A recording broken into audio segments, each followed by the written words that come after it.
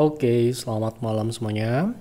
Ya, ini FTOK edisi 14 Februari 2023. Seperti biasa, malam ini kita akan update market, IHSG dan saham-saham yang sudah masuk ide dari Bapak Ibu di kolom komentar FTOK edisi 13 Februari 2023. Kita akan bahas sesuai dengan permintaan ya.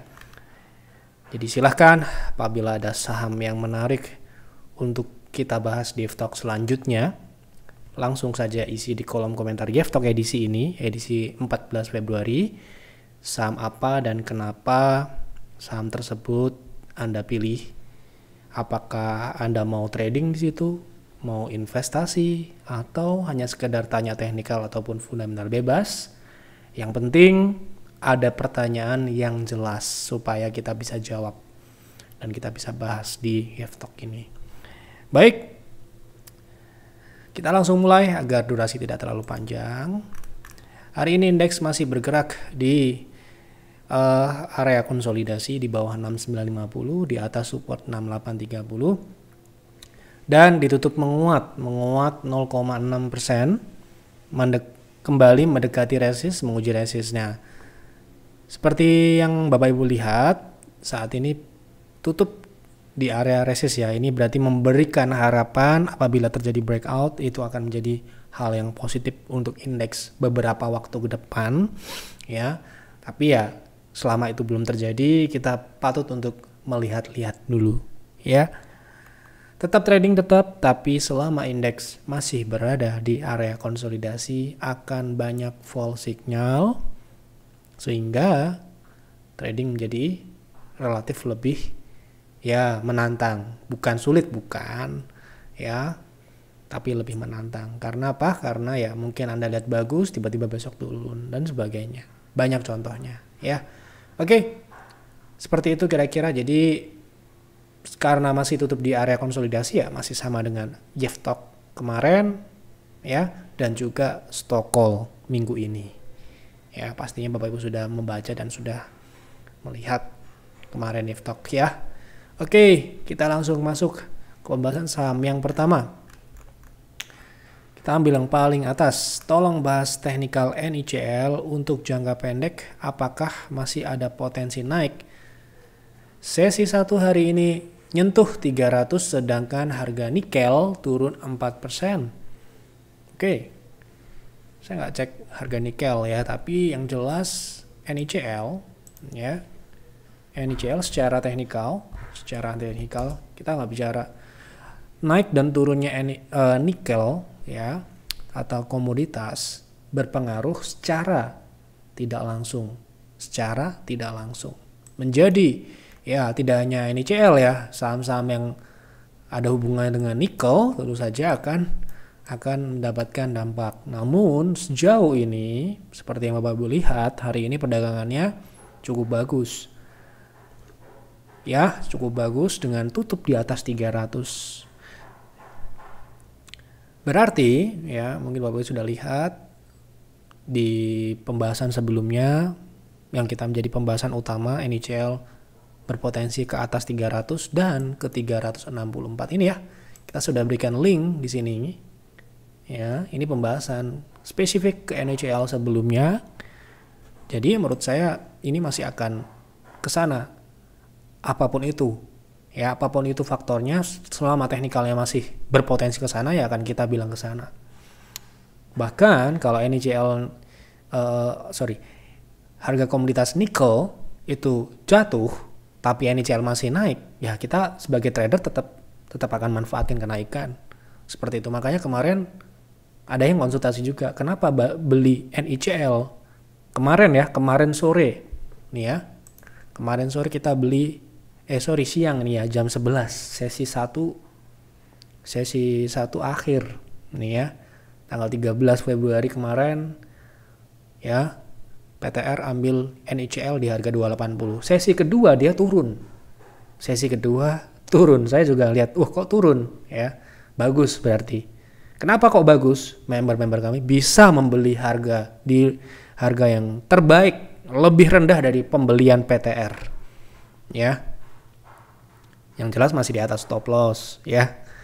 Artinya kalau kita dapat rekomendasi saham di 280 kemudian dia turun ke 276 atau 274, berarti kita dapat sedikit lebih baik ya gitu. Nah, kenapa kok kita berani beli padahal harga nikel, komoditas nikel turun? Karena kita masih melihat, sistem kita masih mengkonfirmasi ya bahwa target-target kami di atas untuk saham NICL masih berpotensi untuk tercapai dalam jangka pendek, sehingga kita sebagai advisor harus membimbing dan menuntun member-member kami untuk masuk di saham NICL ini kemarin ya.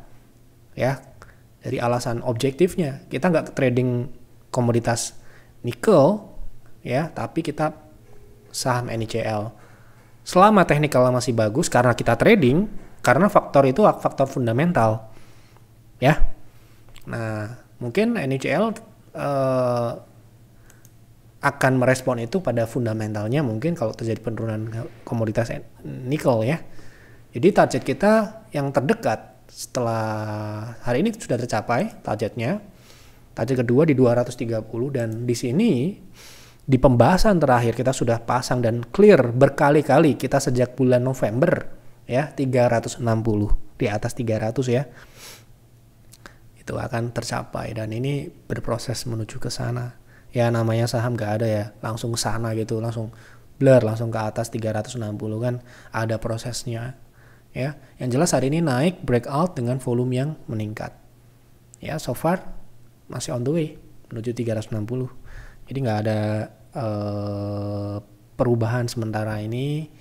Yang jelas selama proteksi masih dipertahankan tidak ditembus ya masih ke atas arahnya. Meskipun ada gejolak atau dinamika dia naik dan turun, yang jelas arahnya ke atas itu aja.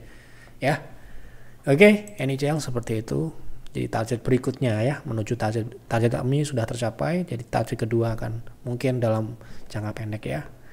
Kita nggak bilang besok tapi ya biarkanlah berproses. Baik, lanjut. Saham Jaya untuk trading jangka pendek apakah menarik dikarenakan di atas tertahan di atas EMA 60? Dikarena secara price volume mungkin price x volume kali ya. Price X volumenya juga menarik. Saya nggak ngerti ini price volume Jaya apakah faktor volume atau price X volume, karena ada di trading view ya price X volume. Oke, kita bicara untuk trading saham Jaya.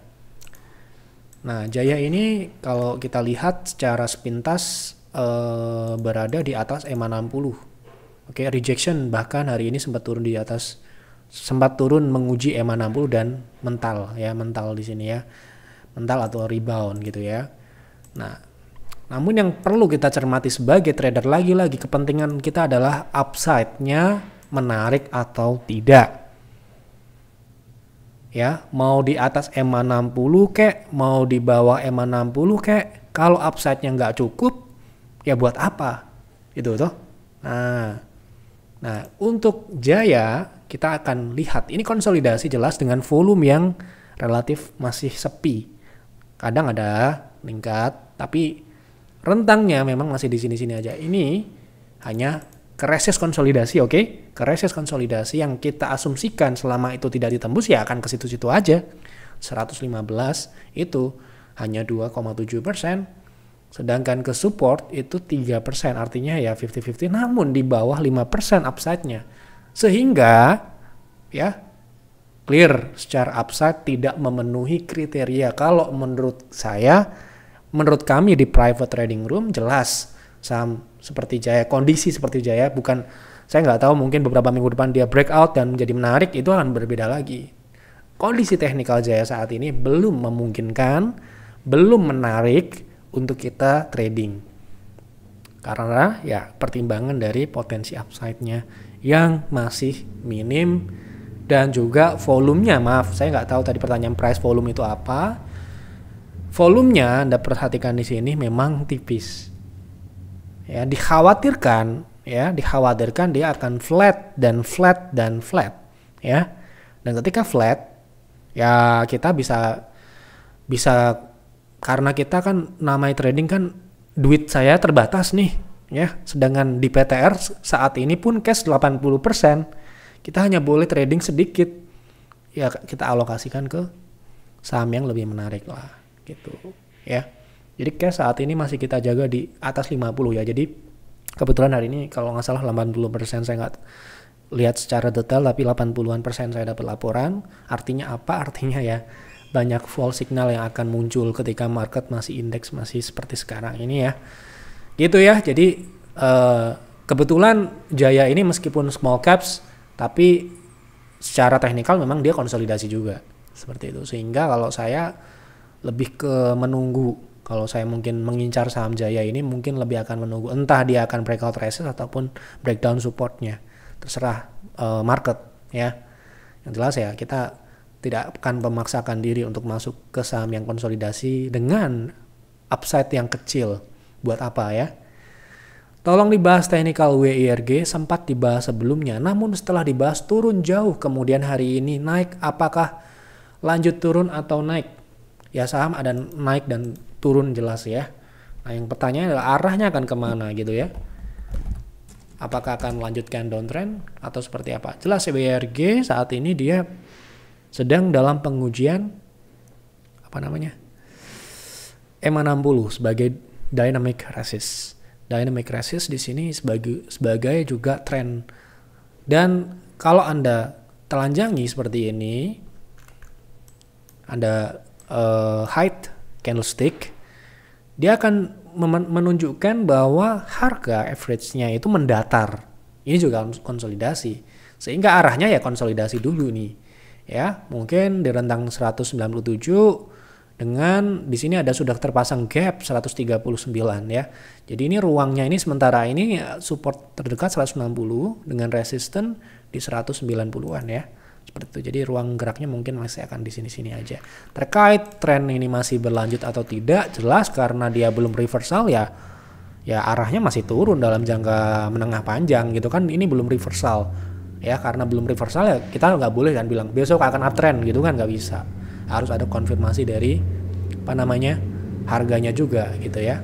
Oke, seperti itu. Lanjut.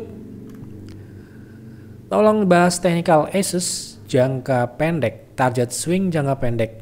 Oke. Kemarin kita sudah sering bahas kan Asus, sudah ada yang nanya kemarin kalau nggak salah. Ini ya A, B, C ya. C itu ada satu di 5890, 580 sampai 590 itu satu. Yang kedua ini sudah kita pasang upside 38% di harga 690 sampai dengan 700. Oke, seperti itu kira-kira. Tolong bahas GPRA kembali, kemarin sudah jual sesuai PTR. Saya cek dulu ya, kemarin apa ada jual GPRA ya. Oh ya, kita jual di 107, 106 ya. Take profit ini ya. Bagus. Ya, kita selain NICL kemarin GPRA ini juga dapat. Meskipun ya kita syukuri nggak terlalu banyak ya, cuma TP1 ya kita jual di 107-106. Kemarin sempat naik ke 108 kalau nggak salah. Oke, 107 ya. Oh, 107 ya. Nah pertanyaannya adalah apa kalau buyback maksudnya ya untuk swing masih bagus dan sebaiknya di berapa? Nah ini seperti GPRA ini kemarin kan sudah pernah kita bahas ya, bahwa GPRA ini potensi upside-nya besar ya, potensi upside secara jangka menengah karena trennya ini masih naik gitu ya, trennya ini masih naik, itulah kenapa. Namun sekali lagi ya faktor market ini juga kembali menentukan. Anda lihat kenaikan, kenapa kok kemarin kita jual? Kita kemarin jual dalam kondisi dia volumenya meningkat ya, volumenya meningkat, namun kita punya pertimbangan oh ini akan sulit untuk lanjut ke TP2 dalam hari yang sama, sehingga dia potensi dia bisa balik lagi ke bawah dan ternyata balik lagi ya setelah kita jual langsung turun, mohon maaf ya. Nah Kalau untuk beli lagi selama dia masih di atas uptrend ini, menurut saya kalau dia mendekati uptrend line atau support line, ya bagus-bagus aja karena pertama dia nominal kecil, ya sekalipun dia naik ke 107, 108 lah gitu, itu sudah cukup ya. Dan apalagi kalau dia bisa break dan ke 120-an, itu 21%, itu TP2 ya gitu. Jadi menarik aja. Jadi kalau Anda member PTR, silahkan nanti minta trading plan-nya ke advisor Anda. Oke. Tolong bahas technical energy, baiknya masuk di harga berapa untuk swing?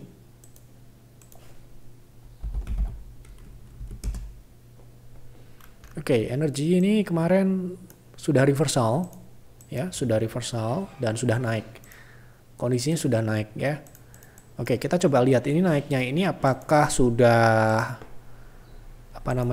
sudah mengurangi kemenarikan atau upside yang menariknya energi ini, apakah sudah berkurang? Karena ini sudah berada di 0,3, itu satu. Pastinya ya udah nggak terlalu bagus, sudah terlambat gitu ya. Kalau buat kami 0,3 itu adalah TP-nya ya, TP1, TP kedua di 0,6 yaitu 338. Sehingga apabila Anda mau re-entry atau mau buy on weakness, coba tunggu apabila terjadi retest di harga 280-an. 290 sampai dengan 280 ya. Seperti itu.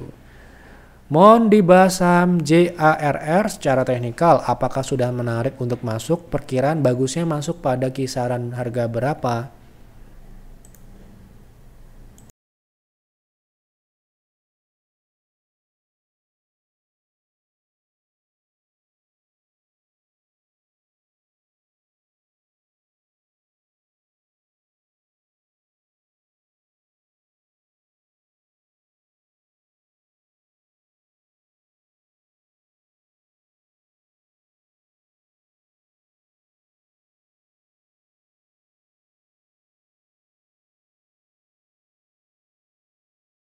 Oke, saya ulangi. Mohon dibahas saham JARR secara teknikal, apakah sudah menarik untuk masuk? Perkiraan bagusnya masuk pada kisaran berapa? Oke, kita lihat JARR. Seperti ini baru nih ya, saham baru. Oke. Saya belum ukur, saya belum lihat secara detail, tapi ini lihat sepintas saja udah kelihatan tidak menarik. Ya, kenapa begitu? Untuk trading ya, sekali lagi untuk trading. Pertama jelas ini kan ya sudut menyempit, ya ruang menyempit. Ini jelas membuat ini tidak menarik. Itu satu. Ya, sudah tereliminasi dari sisi ruang gerak yang tidak menarik untuk trading ya, sekali lagi untuk trading. Ya. Kemudian transaksi yang menurun. Sehingga kapankah waktunya saya nggak tahu. Tapi kalau dia sudah keluar dari kecenderungan menyempit ini, barulah mungkin akan menarik. Sekarang ini nggak menarik sama sekali. Masih banyak yang lain. Ya, seperti itu. Perkiraan saya ya harus nunggu dulu ya. Mohon analisa saham Medco untuk trading. Apakah akan berpotensi kembali naik ke all time high untuk masuk base price-nya di harga berapa? Medco ke all time high. Coba kita lihat jangka pendek apa jangka menengah nih. Kalau jangka pendek ya coba kita lihat all time-nya berapa. Ke sini. Ya, ini deket ya.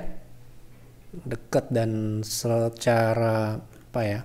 Teknikal ini kan memang rounding. Jadi ini wajar kalau dia reject dari sini karena ini adalah rounding resistnya 1350 ini. Ini juga TP kedua kita. Mungkin Bapak Ibu sudah menonton pembahasan Medco menjadi judul utama. Ini ada 1350 dan kita juga tradingkan di PTR waktu harga masih di 950 945. Nih ya. Kita tunjukkan supaya apa? Supaya tidak hanya cuma omong tok ya. Gitu. Kita ambil terakhir bulan Oktober.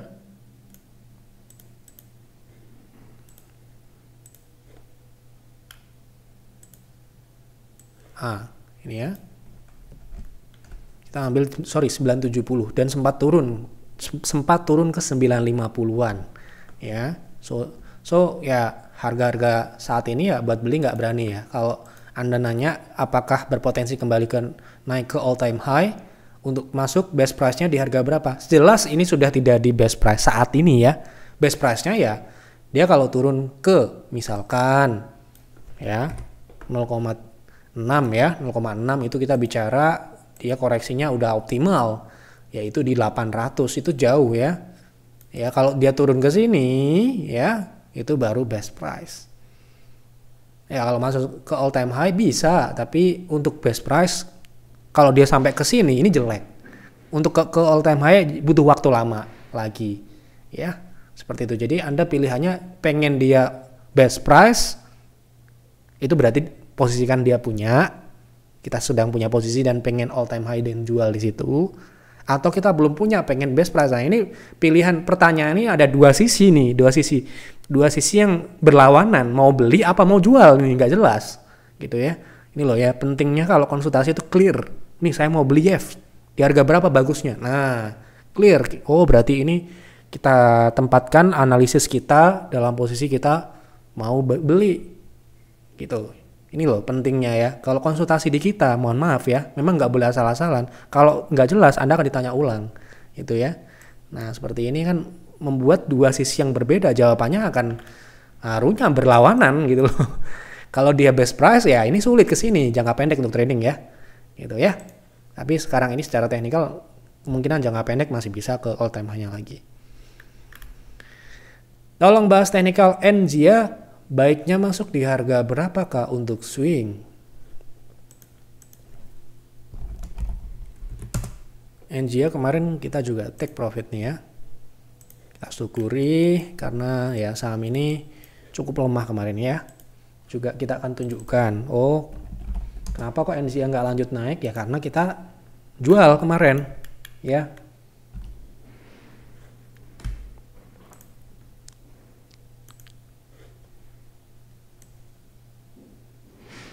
Dan kita switch ke NICL ya. Kita switch ke NICL dalam waktu yang sama. Ya, bayangkan kita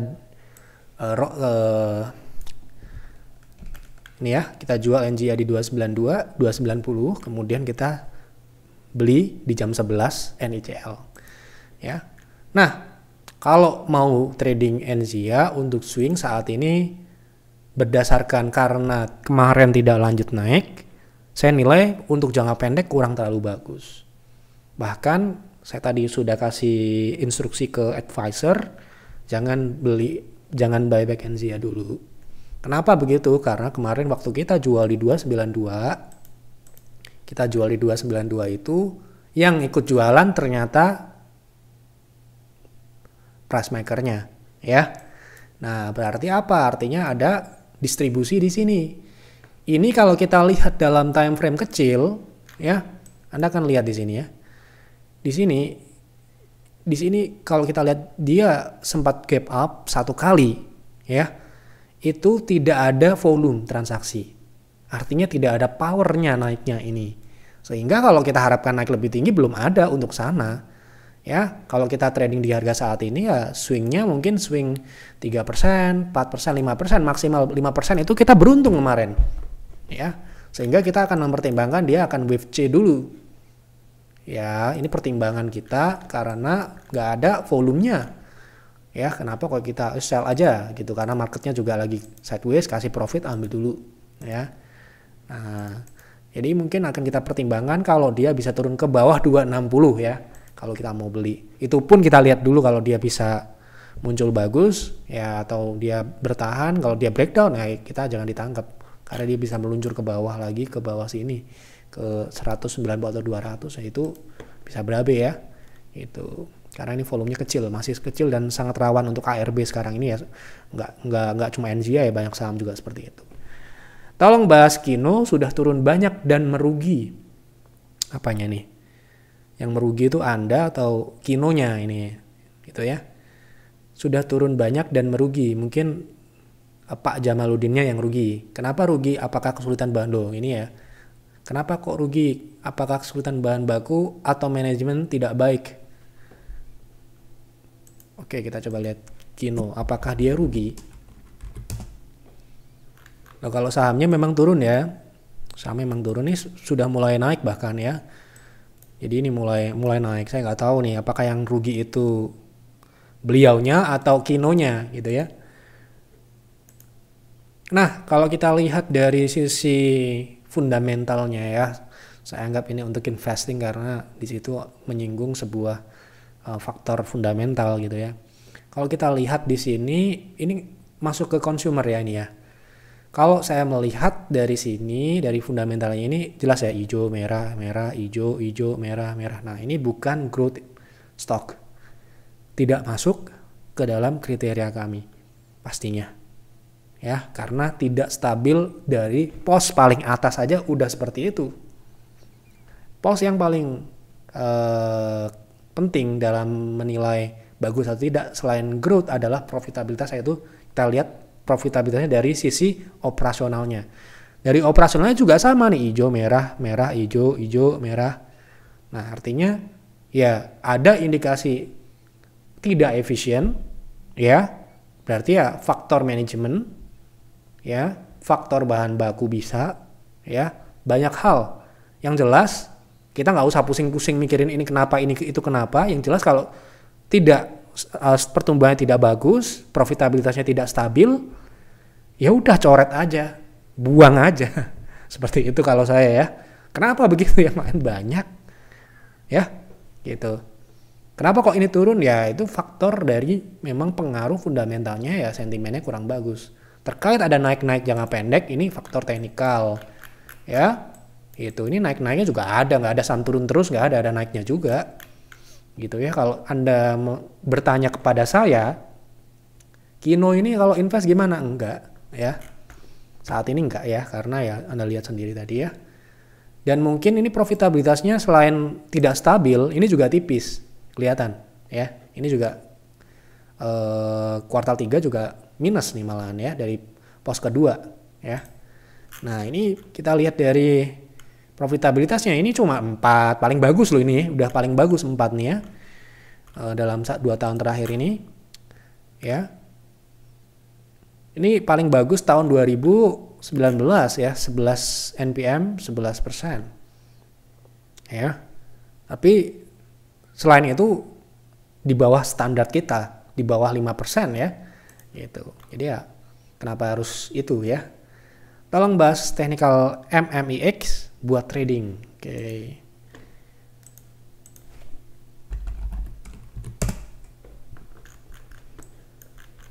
Oke, untuk MMIX sekarang ini sudah naik ya. Sudah naik ya. Ingat kata-kata itu, sudah naik. Dan lihat MACD-nya, ini saham baru muncul MACD-nya aja. Untuk EMA-nya belum terlihat di daily, mungkin di H4. Oke, di H4 ya. Berarti kemungkinan ini akan ada retest dulu ke 490. Jadi kalau mau beli, ini mungkin masih uptrend. Untuk jangka pendek dia akan koreksi dulu ke 490, atau bisa juga kalau ekstrim dia di bawah 400 ya. Ini di sini bisa ada area kuat ya di sini ya, di 380. Oke, seperti itu, tunggu dulu. Saham elit gimana fundamental dan technical long invest? Baru dengar saya saham elit. Oh, kita kemarin trading juga di PTR ya. Ini teknikalnya baru ya, saham baru ya, moving average belum muncul. Kalau jangka panjang juga pasti belum bisa dianalisis. Saya belum bisa analisis, kalau yang lain bisa, saya nggak tahu.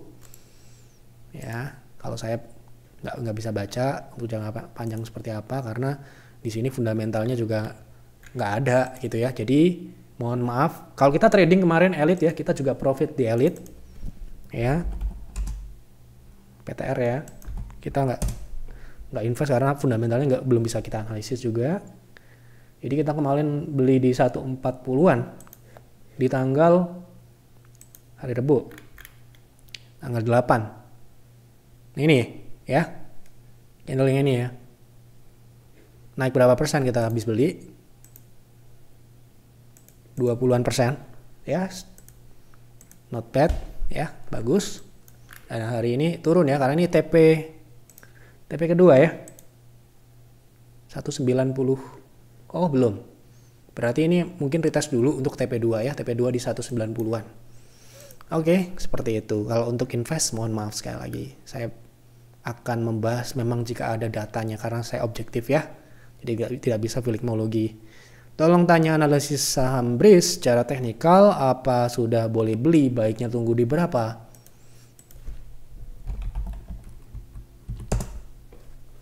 Oke, BRIS konsolidasi ya, jelas ini ya. Konsolidasi dengan upside. Nah ini upside-nya berapa? 2%, 3%. Belum menarik. Untuk saat ini trading secara teknikal, tunggu dia keluar dari konsolidasi dulu. Bahas fundamental TBO, apakah potensi turun, gimana teknikalnya, apa sudah boleh masuk buat swing.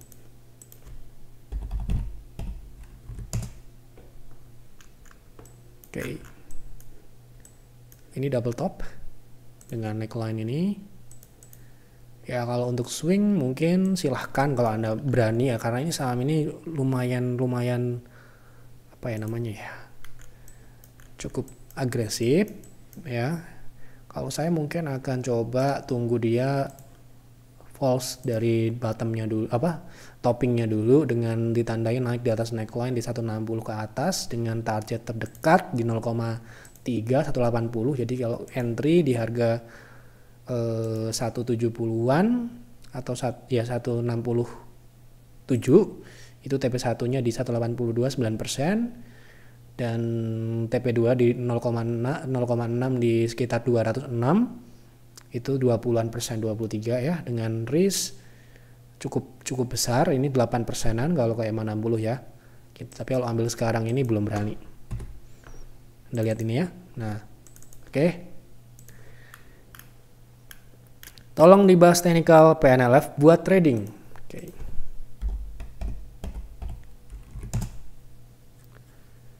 PNLF saat ini membentuk high low, ini oke.